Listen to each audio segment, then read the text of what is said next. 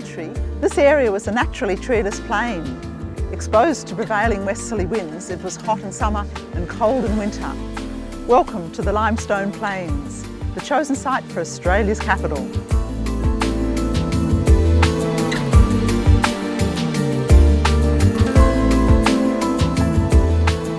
Canberra would probably be the most Australian of cities.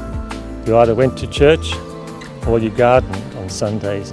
Well, Charles Weston came to Canberra with a great vision. There was great joy in the making of gardens. We are known as the most remarkable landscape city in the world.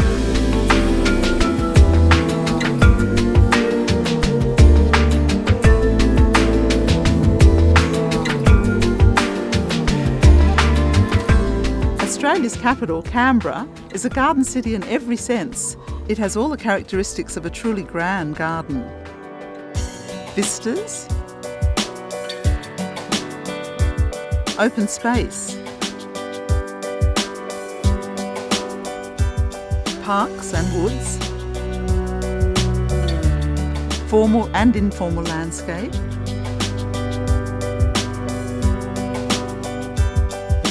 grand views, lakes and ponds, and special places for play, contemplation and spectacle. This is the public garden, but the garden city picture is incomplete without the thousands of private gardens that provide the individual brushstrokes to complete a masterpiece. Walter Burley Griffin, in his day, like many architects and town planners, he looked at a whole host of different ideas that were prevalent about cities, and chief among them were thinking about garden cities, which was an idea that came from England, more in America. He fused that with ideas about what was called the city beautiful. But really, Canberra was a synthesis of a whole host of ideas, and Garden City was just one. What makes this the perfect site is the way it was chosen and then the planning that followed. Australia was besotted with the idea of the picturesque landscape. When Europeans first arrived here, they loved this open savanna woodland with the grassy plains, and they thought this was the absolute ideal landscape. They thought it was natural. And towards the end of the 19th century, of course, in poetry and ballads and paintings, the picturesque landscape was idealised as what Australia was about. It would make Australia a strong nation. And so when Federation came along and the idea of a federal capital, landscape became the underlying raison d'etre for what the city would look like and for the site choice. But all was not quite perfect. Canberra was exposed and windswept, with hot summers and chilly winters, and the soil, what there was of it, was of poor quality. Not the place to inspire any but the most intrepid of gardeners. Trees, trees and more trees, that's what was needed. And here in Hague Park, these early plantings were to provide a windbreak for civic. We have in Canberra one of the greatest botanic reserves in our street trees, the most remarkable collection of trees, started by Charles Weston, of course, in the federal capital days, continued by Lindsay Pryor in the 1940s, and then the NCDC in the 1958 to 1988, and continued now with the ACT government. But we are essentially a city of trees and landscape, and it's important that those two elements are maintained. Trees are Canberra's most striking and unifying theme. Over 1 million trees were planted under the direction of Canberra's first official horticulturalist, Charles Weston, in just 10 years.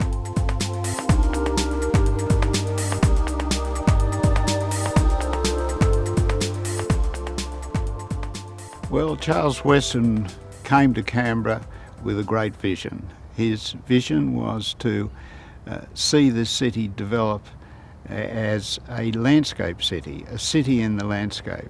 Weston did a major plant introduction program, and he planted most of these in Westbourne Woods, again to evaluate their suitability for Canberra conditions. So the area that we're in now was the beginning of that story of Weston's work. This area was for experimentation. He realised that experimentation with different sorts of plant material, different species of trees, was extremely critical to his future success. The nursery was started on this site in 1914 by Weston, and it's continued to produce plants to this very day here. And over that 90 years, it's produced over 500 million plants. Most of the mature plants, the majority of the mature plants around Canberra, have come from Yarralumla Nursery. The English garden is adjacent to Yarralumla Nursery in Western Park, and it was established in the late 50s, say, mainly by Jack Moore, who was the assistant nurseryman, and Peter Sutton. And the aim was to plant a wide range of species to see and check their suitability for Canberra conditions. They had, of course, a wonderful framework in some trees planted by Weston in the 1920s. Griffin moved here with his wife, Marion Mayonnaie Griffin, who was also an architect, and together, once they came to Australia, they were just overwhelmed by the landscape and the flora, and they took a passionate interest in the native vegetation, and they were resolved immediately that whatever planting would happen at Canberra would be native trees. Pry was very particularly interested in the Australian native species. So in his time, he not only was planting exotic species, which were largely deciduous trees and coniferous species such as the pines, but he was starting to increase the number of plantings with the Australian native species, particularly the eucalypts. Both Weston and Pryor were undoubtedly major players in creating the public landscape we see today. But other key contributors on the government payroll included Alexander Bruce, John Hobday, Harry Oakman, Richard Clough and John Gray. There has been a growing interest in the use of Australian native plants in Canberra, and this has been fostered a great deal by the Australian National Botanic Gardens, which opened officially in 1970, although the first plants were established in the 1940s. And the Botanic Gardens has many, many Australian native plants which are now used in horticulture and have been used very successfully.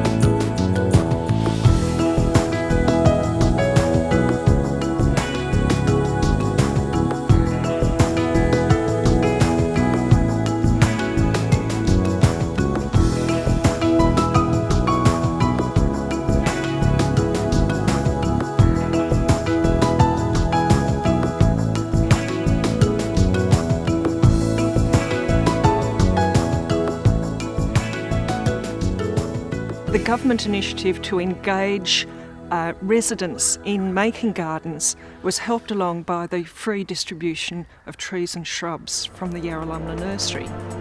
For tens of thousands of Canberrans, the free government issue of plants encouraged them to make an early start on their garden and has been pivotal in creating the Canberra urban landscape. If you look at the generations of suburbs in Canberra, they have individuality by the plants that were distributed by the nursery at the time.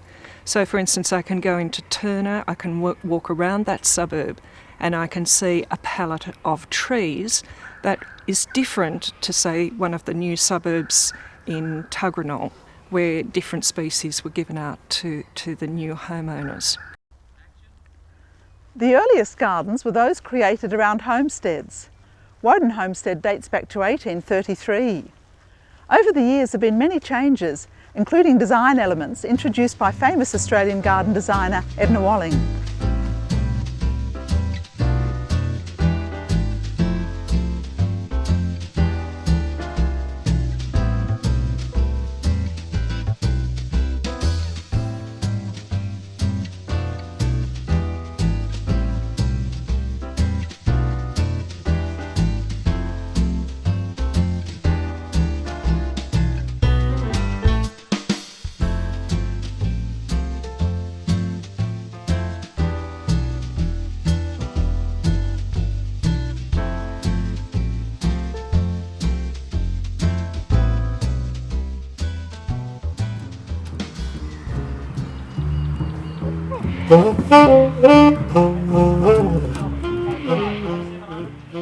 One early Canberra gardener worth a special mention was Horry Cleaver.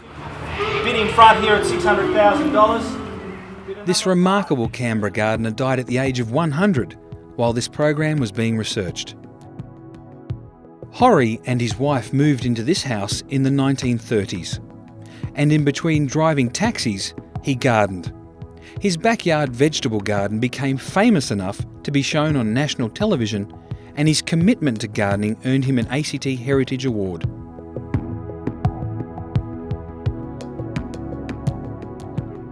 The garden today, without the benefit of Horry's green fingers, is testimony to the transitory nature of gardening.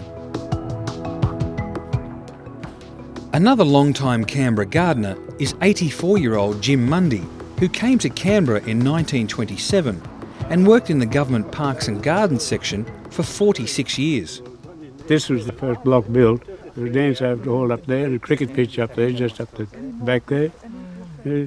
And this has all been built all around since. Yeah. But I'd say Pryor was the greatest man I've met, I think. Lindsay Pryor. He was a wonderful man. He did a lot for the working people, built, new sheds, new depots and everything for them, And we was only in an really old hut, where we had our lunch or something like that. But he made sure that the boys were well looked after. Yeah, he took the gum trees all over Australia, all over the world, really, didn't he? When Jim Mundy came to Yarralumla 50 years ago, it was a working man's suburb. Now, original buildings, such as Jim's weatherboard, are gradually disappearing, along with their gardens. Replacing the cottage-style gardens are these new plantings, reflecting new values and busier lifestyles. One old bloke had a canteen up there, and he couldn't speak very much English, and he went out to the canteen this morning, and the bloke's trying to make out what he's doing, and he went like this, milking the cows, and he wants milk. This garden we're standing in is an historic site. Historic because it was the home of Manning Clark and Dimphna Clark, but also because it's the very centre of Blandfordia, an area that was very important to the planning of Canberra in the design of Walter Belly Griffin and Marion Marnie Griffin. It's an unfamiliar name now because Blandfordia has become the suburbs of Forest, Deakin, Griffith, broken up in those names. The Griffins' plan included the naming of suburbs and streets, and the street that we're on here was meant to be called Blandfordia Circle. It's now Tasmania Circle, and there are other floral names that they used. Tilapia Park was a name they used, Waratah Parkway, as part of a very interesting layered set of names to reflect that this capital city was Australia. I love the idea of it being brought back, particularly because the Blandfordia itself, Blandfordia nobilis as it was called, is a species of a lily family. It's a Christmas bell. It certainly is a typical Blandfordia garden.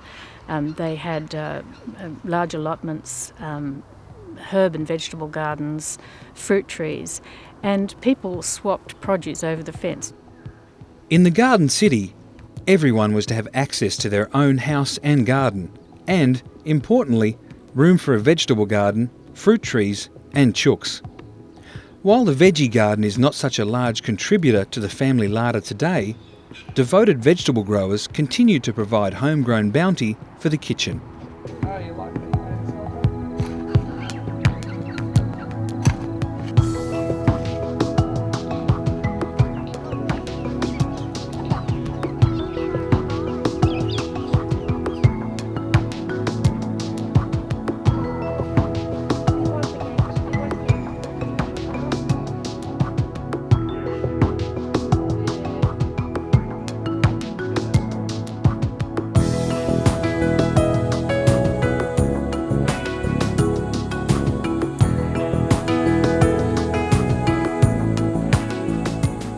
One of Canberra's best remembered vegetable growers was CSIRO entomologist Tom Greaves, who first developed a planting guide for Canberra in the 40s as a contribution to the war effort. Over the next 40 years, he continually revised and widely distributed his invaluable guide amongst Canberra's vegetable gardeners.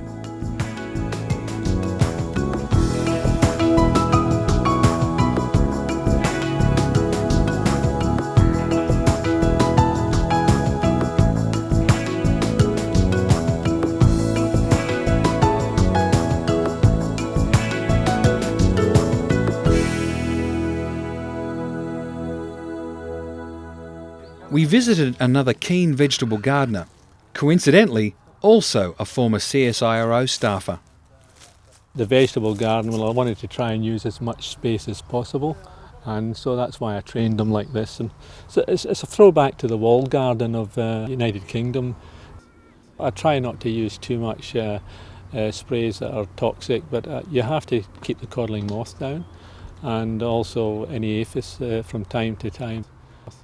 I think the climate's changing here, and the insects, some insects which weren't a problem before, are becoming an increasing problem. And that's why I don't grow peaches and nectarines, brown rot and fruit fly. It's hopeless. I think plums are probably better, the English plums, and apricots are all right. Well, is there such a thing as a typical Canberra garden? The answer to that must be no. Gardens and gardening are noted for the diversity.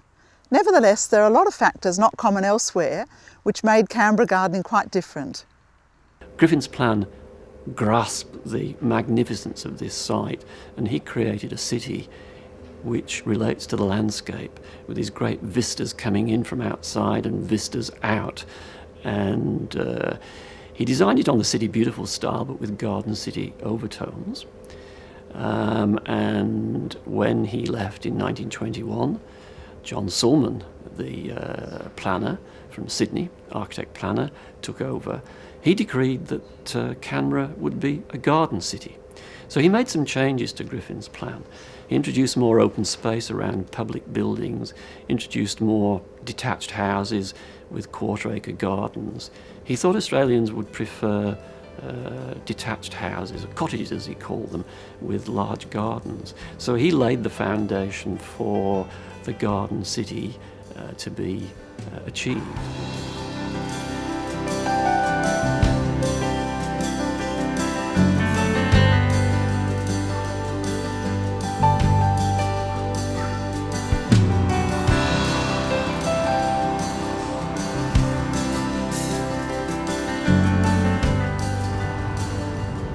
Public open space is part of that garden city planning, and it's such that the concern was for healthy living, and so every suburb had its allocation of play space for young children, for young people, for teenagers, for recreation of all sorts. And so when you come and look at Canberra, particularly in the NCDC period, you will find it's almost like a formula that every neighbourhood has its primary school, its preschool, its shopping centre, and this was always associated with open space that could be used in different ways.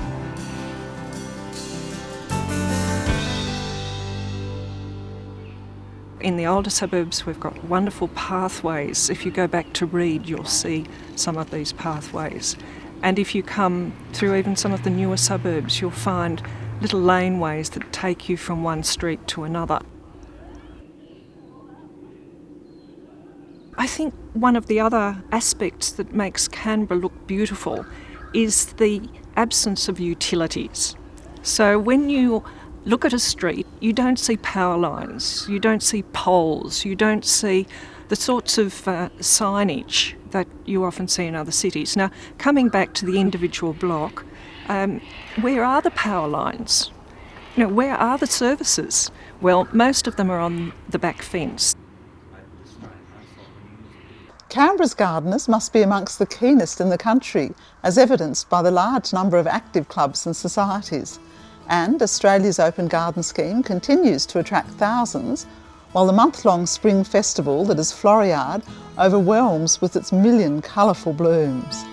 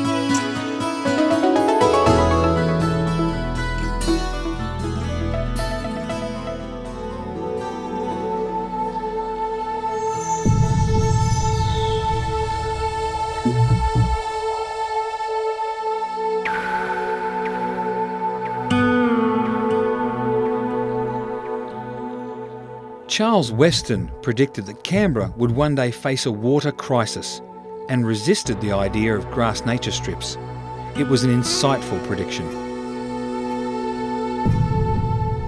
After years of ample water supplies, Canberra today has had to face up to the need to conserve this vital resource. This in turn is being reflected in what we plant and how we garden. The trends for the future, I think, inevitably now will be to drought-tolerant species. These revamped gardens in inner Canberra, with their low water demands, are one indicator of a changing garden landscape. Other factors influencing change include a move to smaller blocks, often accommodating bigger houses with even less room for a garden. And busy working families can find little time to garden, so minimal and low maintenance gardens have their attractions for many. A trend towards cluster housing may make better use of land and answer people's needs, but leaves little space for sheltering and screening trees. As well, many gardens with a long history surround houses in the older suburbs. These desirable inner-city dwellings fetch premium prices, and with their comparatively large blocks, are ripe for redevelopment, and so more pressure on our gardening heritage. For the second call, $700,000. Meanwhile, the family of Horry Cleaver have mixed feelings about today's auction. But whatever the plans of the new owners, it signifies the end of an era, as a 60-year-old garden awaits a new direction. At $780,000. For the third and final call, all silent, all done. Sir, Madam, I'll pass it in your favour.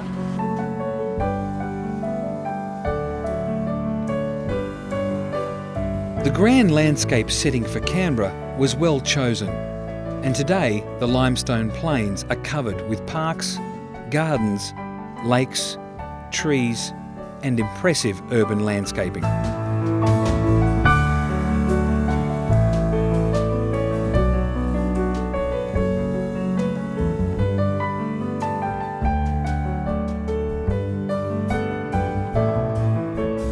But it's at the streetscape level, where public and private gardens merge, that the special values of a garden city are apparent.